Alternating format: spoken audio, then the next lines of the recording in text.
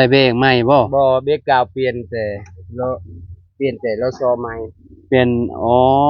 เปลี่ยนสปริงมันใหม่โดยอันนี้มันยังดีบ่สะอาดยังบ่ดีแหละบ่มีเงินเบรกรุดลงคอยโดยปอใส่เลข1คัดเลขเอาเนาะคัดเลขก็บ่อยู่โอ้อันตรายไปแต่คนนี่ก็ยังเบรก 35,000บ่โดย35มื้อที่คนของแท้กันนี่แหละสะอายเฮาเอาให้เด้อขอบใจโดยเอา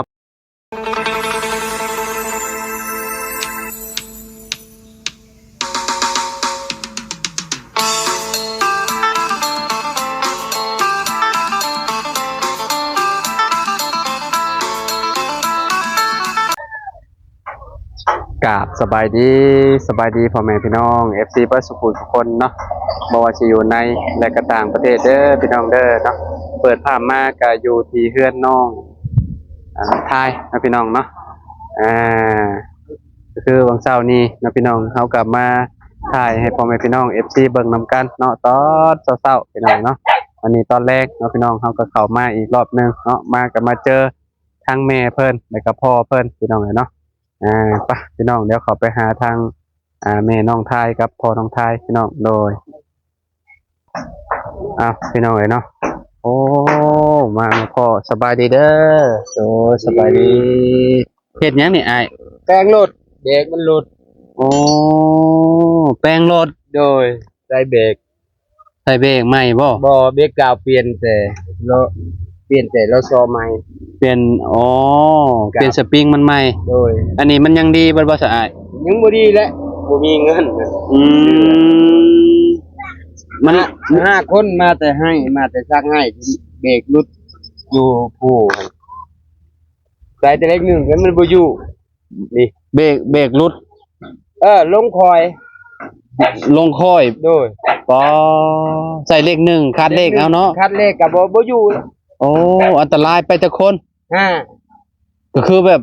ซ่อนกันไปเลยบ่โดยแบบใดเนี่ยนี่เป็นทางนี้ทางนั่งคนนั่งอยู่นี่2โดยนั่งอยู่เมียเจ้ากับอายะแนวเพื่อน5คนบ่นั่งรถคันเดียวนี่โดยนี่โอ้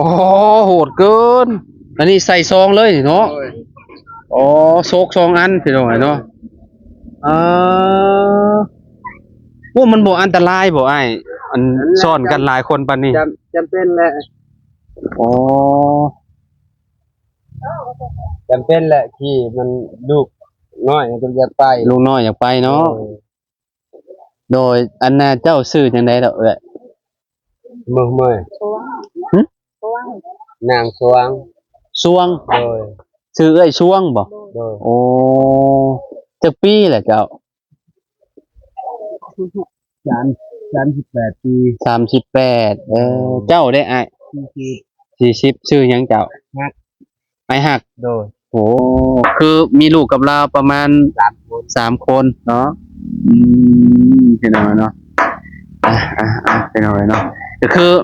แต่ก่อนได้สาเจ้าสามีเจ้าเป็นคนใช้สะเอื้อยได้ก็อยากแร่แล้ว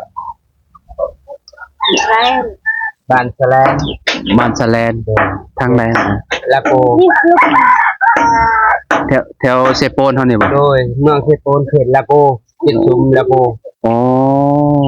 เป็นไปทางแว่อยู่บ้านพลองทางแว่บ้านพลองพูดเนาะโอเค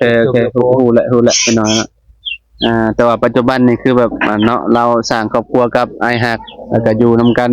มีลูกอยู่3คนเนาะลูกกับสามีเก่าก็คือน้องทายกับน้องไม้เนาะแต่ว่าลูกเจ้ากับเรานี่ใหญ่แล้วบ่อ้ายจักปีแหละใหญ่แล้วเป็น7 ปีแล้วเนาะผู้น้อง5 ปีเป็นปี201818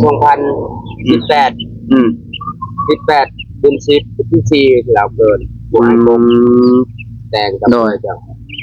ก็คือพี่น้องเจ้าได้สักญาติพี่น้องของเจ้ามีอ้ายผู้อยู่นำอ้ายอันน่ะแบบมีจักคนเป็น2คนไอ้น้อง2คนไอ้น้องโดยอันน่ะอ้ายกกน่ะเนาะโดยอันน่ะเฮือนเพิ่นบ่โดยอยู่พุ่นเนาะ อันนี้ก็แม่น โดย ล้างนั่งแม่นบ่ เขาล้างนั้นก็แม่น เป็นพี่เป็นน้องกันคือเก่า เป็นพี่เป็นน้องคือเก่า โอ้ ไอ้น้องอีกที แต่ว่า ปัจจุบันอันเอื้อยสองเฮาเป็นลูกร้อย สมมุติว่า เป็นคนลูกหละ ลูกหล่า คนสุดท้าย สุดท้าย อืม ทางเอื้อยอยู่บ้านกะหานนึง อยู่บ้านกะหารเอามาฝากแบบไม้นี่ไม้ของเอื้อยเฮาตัวนี้ โอ้ มาฝากช่วง โดย เอา โควิดอันทางลาวนี่เป็นคนบ้านใดจ้ะ คนบ้านแถวอันนั้นแหละแถวละเตือง แถวละเตืองค่ะเนาะ บ้านเขาเรือ เรามาอยู่นำเจ้าเนาะ โดย ก็คือเขตนี้เพิ่นต้องเอาเมียมาอยู่เฮือนพี่น้องเนาะมาอยู่นำนะเนาะกูมื้อนี่เฮ็ดหยังซะอ้าย เฮ็ดนี่ก็ปลูกแต่แบบ จะเข้า จะเข้า สิแล้วหรอบ่ ยังโดน ปีหนึงได้เท่าใด ปีหนึงสิเรียนมือปีกายนี่ก็8 สอบ ฮะ 8 สอบ ได้8กระสอบ โดยเอาห้องน้ำดินแถวนี้เฮ็ดกว้างก็แบบสมมุติว่าเฮ็ดกว้างก็บ่มีแนวกินแนวเข้าก็เฮ็ดในไปหาออกหางาน อ๋อได้8กระสอบเนึง โดย บ่กุ้มกินเนาะ กลุ่ม แบบว่าต้องซื้อข้าวแต่ละปีเนาะ โดย แบบว่าคือแบบน้องไม้กับน้องทายเพิ่นไปหาหน่อมงหน่อไม้มาขายแหละพี่น้องแล้วก็เอาเงินให้แม่ว่าซั่นแล้วก็ให้แม่เพิ่นไปซื้อข้าวโลกินว่าซั่นพี่น้องเนาะ โดย ก็ยังใครเนาะมีแบบผู้ใหญ่เพิ่นซอยมาเนาะเรื่องข้าวเรื่องหยังพี่น้องข้าวหลายกระสอบอยู่ได้เนาะ โดย คือสิได้หลายมื้ออยู่ติเนาะ ได้ลายอยู่ดอกประมาณว่าเขาบ่เคยได้ โดย แต่ปัจจุบันบ่เคยได้เขาจะซื้อกระสอบ ตั้งแต่เกิดมามีเคยได้แบบนี้บ่ บ่ แบบว่าเพิ่นมาซอยแบบนี้หั่นนะ บ่ บ่เคยเนาะ บ่เคยแต่สมมุติของเฮาก็5 2 5 เพื่อสิได้4กระสอบนี่ก็เพื่อสิเนาะ บ่ เพื่อสิได้4กระสอบนี่ก็บ่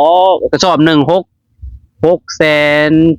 พี่น้องกูมื้อนี่นะข้าวกระสอบหนึงได้50โลเอาซื้อมาให้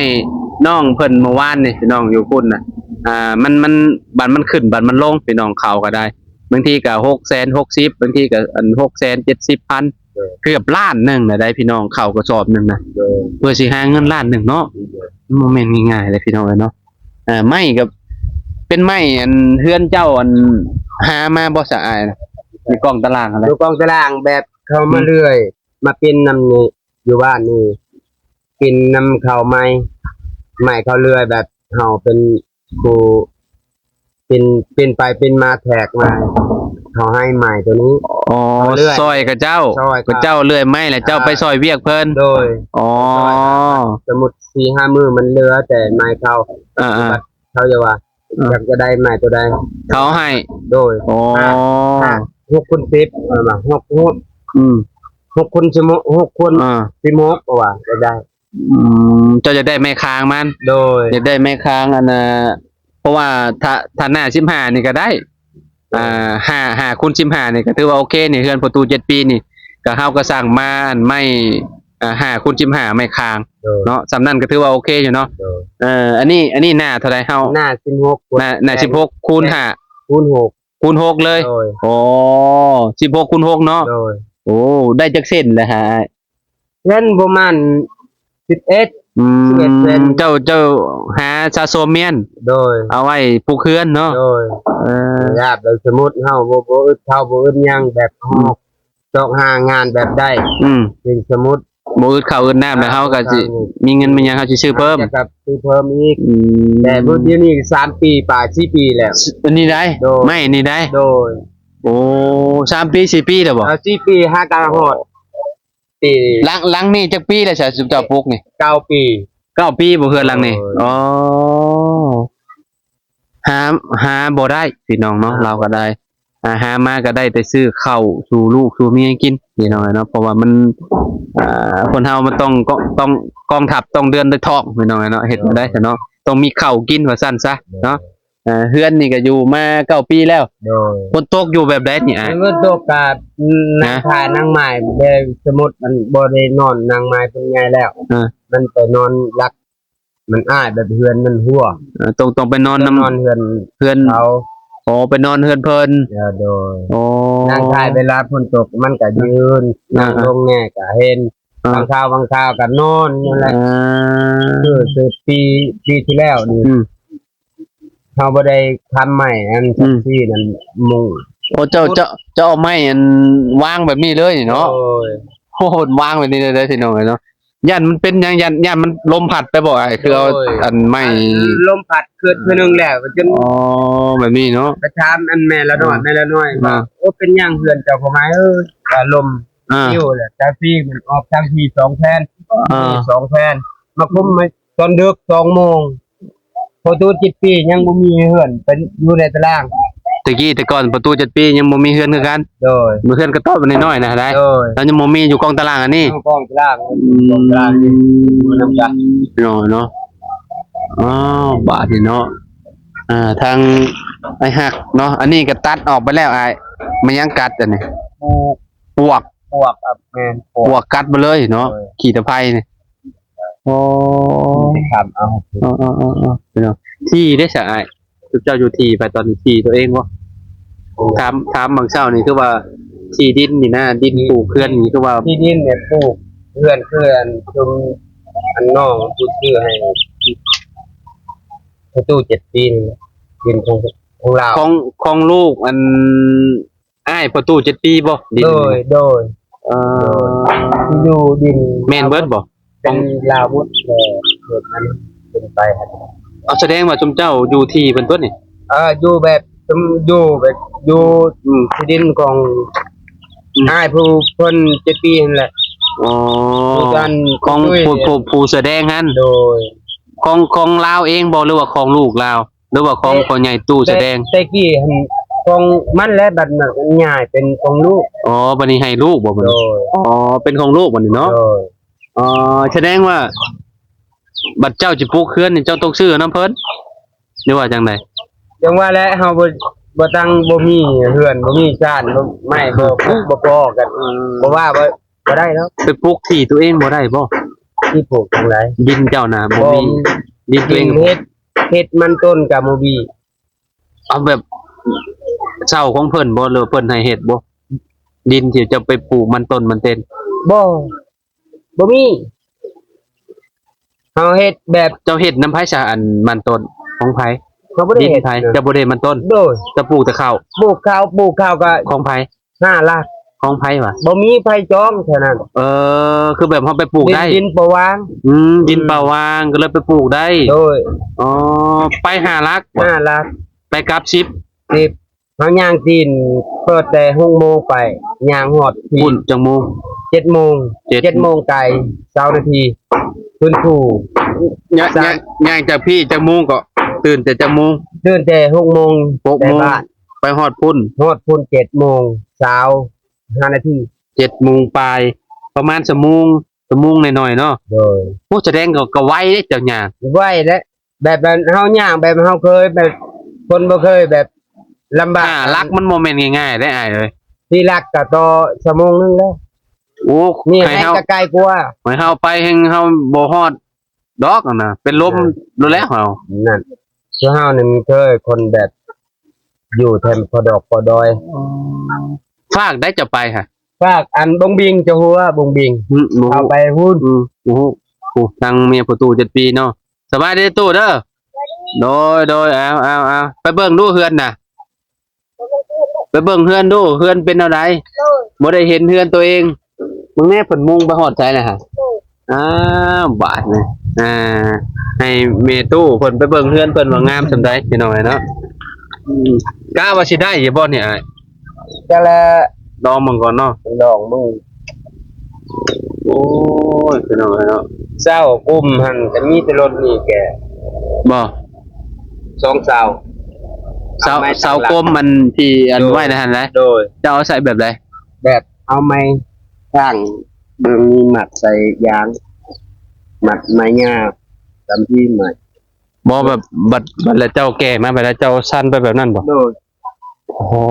รถอันนี้เนาะสุดจัดเลยแต่พี่น้องเนาะยี่ห้อหยังนี่ Honda บ่ มันดา โอ้ยี่ห้อ Honda อันก็คักแล้วพี่น้องเนาะตัวในการได้ใจทนทานพี่น้องเนาะ เอ้ยแบบ โอ้เจ้าก็เก่งอีหลีสอน5 คนเลยผู้หนึงนั่งนี่บ่ บ่น้องเนาะ นางนี่ สอง สามของเฮาครับ สาม สาม สี่ ที่แม่ แม่เจ้า โดยที่หาที่เอื้อยจ้ะ คือเอื้อย ส่วน จวง โดย รถมอเตอร์ไซค์พี่น้องเนาะแบบหาคนเลย ลงมาแตะภูจนเบรกแตกพี่น้องเนาะเบรกบ่อยู่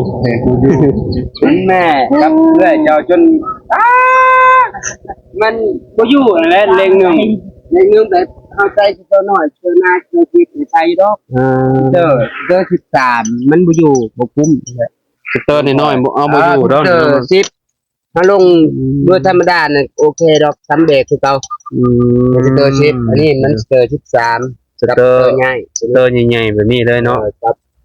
48แก้ว 48แคลแห้งอยู่ดอกนี่เนาะ เด้อ โอ้ตรวจจัดจะได้พี่น้องเนาะคือว่าสุดยอดแล้วเนาะพี่น้องเลยเนาะอ๋อติดเบิ่งดูหาอยากฟังเสียงมันเป็นอะไร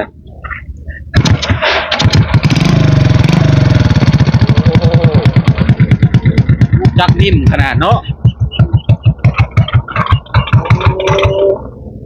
เสียงนิ่มเนี่ยพี่น้องเลยเนาะขนาดว่าเก่าแล้วนี่เนาะสุดยอดเลยจะปีแหละนี่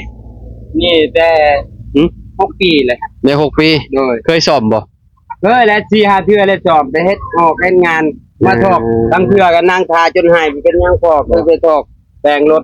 กินข้าวก็บ่มีข้าวกินไปทอกไอ้รถเลย ไปเอาเงินไปจ่ายเพิ่น ไป ซ่อมเทื่อหนึงเท่าไหร่ โด นี่ ยคือหนึ่งนี่ล้านปลาย อ๋อเฮ็ดลูกสูบมันบ่ ล้าน50 เฮ็ดสูบมันบ่วะ เปลี่ยนชุดเลย อ๋อ ข้างในมันจานแถวเหล็กมันก็แตก เพราะว่ามันเฮ็ดเวียกหนักเด้ โดย เนาะเปลี่ยนอันนี้เนาะ โดย พี่น้องเนาะเสื้อสูบเนาะแล้วก็ลูกสูบเนาะ โดย แล้วก็น่าสิเป็นอันเบิดหลายอย่างพี่น้องเนาะช่วงอ๋อ นี่ก็จอดพยัน จอดติดแบบนี้เลยเนาะเวลาฝนตกมันบ่มัดกันบ่ว่าว่าไผเนี่ย ใช่นี่ แม่ แล้วบ่มาแล้วแต่มีแต่เอาย่างมันตันอยู่นี่นะ หัวเทียนมันนี่ได้ โดย หัวเทียนกับทรหดขนาดเลยพี่น้องโอ้แบบนี้เลยเนาะเอ้ารุดออกระบาดนี่ใส่ได้อยู่เนาะ ได้สมมุติว่า สุดจัดเลย ด้วยธรรมดา คืออ้ายมาแปลงเฮาซ่อมได้ ด้วยธรรมดาแบบลูกสูบแม่เฮาก็มีเวียกน่ะเฮ็ดขนาดลูกสูบเฮาเฮ็ดได้ เจ้าเฮ็ดเองได้ โดยเพราะว่าเฮามีเวียกเฮามี เจ้าเคยไปซ่อมบ่ ไปเคยเดือนหนึงให้อยู่นำเวียดอยู่บันดุงนี่ อ๋อ ตะกี้ เคยไปเฮ็ดรถบ่ แต่เป็นบ่าว เคยไปเฮ็ดรถเนาะ โดย ก็พ่อฮู้ โถพอทันได้ เปลี่ยนสูบนี่ได้แม่นบ่ โดย เปลี่ยนแวนได้ เปลี่ยนแฟนได้ อันนี้ห้างกับเปลี่ยนแบบสปอกสปับเฮาเฮ็ดได้ คือปั๊บเป็นหยังเจ้าก็ได้เบิด ได้ พวกวาล์วพวกหยังล่างได้เบิดเนาะ ได้ พวกกระบูหยังประมาณนี้ บ่มีแนวคงเปิดอันเขาเปิดบ่ได้ พวก แต่ อันนั้นบ่มีกุญแจบ่มีว่าซั่นซะเนาะ โด เค ย รื่องมือเนาะ โดย ถ้าให้เฮ็ดเนี่ยเฮ็ดได้ เฮ็ดได้ โอ้สุดยอดพี่น้องเอ้ยเนาะเครื่อง แบบรถมีแต่ละอย่างมีแต่เฮาฮอดเดินเวียดมาแต่เก็บเด้อบิว เจ้าเก็บมาเบิดบ่นี่ โดย เก็บมาเอานี่ก็ได้ โดยบิวนี่กระบิวแบบของเขาทิม กระบูก็เก็บของเขาทิ่มพี่น้องเนาะเอามาใส่ นี่สเตอร์กะอันบีกะบีเขาทิม บีกับบีเขาทิ่ม โดยแบบเฮาจะซื้อกะบ่มีเงินบ่ยังพอ เจ้าชื่อมาเท่าใดนี่เจ้า ซื้อชุดนั้นล้านแปด บัดนี้ โดย แล้วเจ้ามาเฮ็ดจังไดเอาบัดนี้เจ้ามาสอนเอา มาแบ่งเฮาซ้อมเฮาได้เงินได้คำเวลาเอาไปเฮ็ดเวียกให้งานค่อย ปล่อยเฮ็ดไปเนาะ แบบซุกซองเอาเฮ็ด เก่ากึกเฮ็ดเอาเองนี่ก็ได้ โดย บ่ตกซอกันนี่เจ้าเฮ็ดเอาเองบ่ อันนี้เขาจอดตัวนี้ผู้สร้างอยู่แบ่งรถนั่นแหละจอดให้เฮาก็บ่มีเงินจอด มันจอดให้เนาะ แบบเฮาเสียงเฮาแบบในจิตใจเฮาบอกผู้สร้างเป็นรถว่าจอดนี้เด้อเนาะว่า เจ้าจะได้แบบนี้เนาะ โดย อยากได้แบบนี้บอกให้เพิ่นเฮ็ดให้เนาะ โดย พี่น้องเนาะแบบนี้เราก็จอดเอาเลยนี่ก็ได้คายัดนี่เนาะแต่บ่สามารถแบบเอาหันออกได้พี่น้องเนาะอันนี้ท่อนี่ก็ ท่อกะเก็บเอาท่อนี่ เก็บเอา ท่อมันก็หักอยู่แล้ว ท่อมันก็หักไปแล้ว เออ ท่อแต่งนี่เนาะเก็บเอาเนาะ อันนี้สร้าง ทนทาน อันนี้เฮา ประ สร้า มาณ งมาเด็ก เบรกเอาแต่เบรกมือไปเบรกหน้าเบรกหลังเอาเฮ็ดแบบคือเบรกหน้า เอ้าแม่นบ่ แม่น เอ้าเฮาคิดว่าตัวนี้แหละอัน บ่ เดียว บ่เหยียบตัวนี้บ่เหยียบแบบให้ ประกำอยู่พุ่น กำอยู่นี่แบบให้ใส่เครื่องหนักแบบเป็นลำบากแน่หน่อยหนึงทางตีนกับครึ่งหน่อยหนึงบัดทางเหยียบเบรกเนี่ยมันลายมันล้มได้ มันก็อยู่อยู่บ่ อยู่ เบรก อยู่ เบรกอยู่นี่เลยเนาะ โดย เออเนาะรถเราวกับแบบสู่ชีวิตลีล้อนี่เนาะสุดยอดพี่น้องเนาะตอนห้ามไปขุดไม้หักคมๆตอนเหยียดซื้อโลนี่ 2,000นั่น300โล ใส่300 โลเลย โดย รถนี่ได้ โดย อ๋อ 300โล ไหวอยู่บ่ ไว้ใส่สเตอร์10ลงไว้อยู่บ่เดินหน้าใส่10 โอ้เขตนี่เพิ่นแบบเอารถจักรลากดีล้อนี่เนาะ เฮ็ดกู้แต่งพาแบบเฮ็ดให้เฮ็ดนา ให้อยู่กู้ก็ต้องมีรถแบบนี้ใครรถนี่บ่มีรถนี่คือว่าเอาซาหน่อยนึงเฮ็ดให้ แม่นจังได๋ครับบ่มีรถมีหยังสิซ่านี่เนาะโชคนี่แข็งบ่ได้เว้านี่เนาะ บ่แข็ง แม่นบ่ บ่พอดี พอดีเลยบ่ ชกร้อยคือว่าชกร้อยยังแข็งอันนี้เขาเอิ้นว่า70ยกมือเฉลี่ย200ปะ เราก็แต่งเอาเองเลยพี่น้องเนาะแบบนี้เลยเนาะ เบิ่งครับ พี่น้องเนาะตอนนี้ก็ประกอบเขาแล้วเนาะพอเจ้าแต่งแบบนี้เลยเนี่ยอ้ายเนาะสุดยอดเลยพี่น้องเนาะเบรกมืออยู่มุมนี้ เบรกตีนกลายเป็นเบรกมือเราเห็นแต่งเฉยนี่เนาะพี่น้องเนาะว่าสุดยอดเลยเนาะอันนี้บ่ลูกฮะ บ่หลาน หลานบ่ ลูกของผู้อายเพิ่นลูก พี่น้องเนาะประมาณนี้เนาะพี่น้องนะตอนนี้อ้ายเพิ่นก็เนาะเสร็จแล้วเรียบร้อยรถเบรกมาสิอยู่ต้องคึงเขาอีกเนาะ เด็กมันหมดมันไม่ไปอยู่ซ้ำ เขาขายเท่าไดเนี่ยอ้าย 35 แบบว่า อันเฮาเอามาเปลี่ยนเองนี่ได้ โดย โอ้ 35,000เนาะพี่น้องเนาะแบบว่าหันเข้าสำได้มันก็บ่อยู่กันแน่บ่มัน บ่อยู่มันหมดเด็กมันหมดแล้ว เบรกเบิ้ลเฮงว่าซั่นซะเนาะพี่น้องเนาะกดใจบ่ไหวแล้วพี่น้องเนาะต้องซอยเราก่อนเนาะเพราะว่ามื้ออื่นต้องไปเวียกต่อได้นี่เนาะ โดยมีมาเปลี่ยน สงสารเด็กน้อยเด้อค่ะว่าแบบไปลงภูลงหยังอันตรายเนาะเพราะว่านี่เพิ่นไปกับลูกเพิ่นเด้พี่น้องเนาะแม่นบ่อ้าย แม่ ลูกเจ้าอยู่นี่ โดย2 คน อยู่นี่เนาะลูกกกแล้วก็ลูกกลาง ลูกล็อก ลูกร้อยเนาะลูกล่าเนาะแล้วก็ฝั่งนี้เมีย โดยบ่ ฝั่งกลางนี่แม่ฝั่งคอกนี่ เมีย เมียเนาะโอ้เนาะพี่น้องเนาะก็สิเปลี่ยนก็บ่มีเงินเปลี่ยนบ่นี่ นี่ อ้าว สิไปแบบยออกประดงนี่แต่ข้อแบบเบรกเก่า ขอเบรกเก่าเขา อันนี้ก็ยังเบรก 35,000บ่ โดยตอนนี้งานมือทิพย์คนของแท้กันนี่แหละ ซะอ้ายเฮาเอาให้เด้อ ขอบใจ โดยเอาไปเปลี่ยนซะโดยสงสารเด็กน้อยพี่น้องเนาะแบบว่าเวลาเพิ่นไปเลยข่อยย่านมันอันนั้นพี่น้องเนาะย่านเบรกบ่อยู่แล้วย่านแบบเนาะมันอันตรายหั่นน่ะเนาะ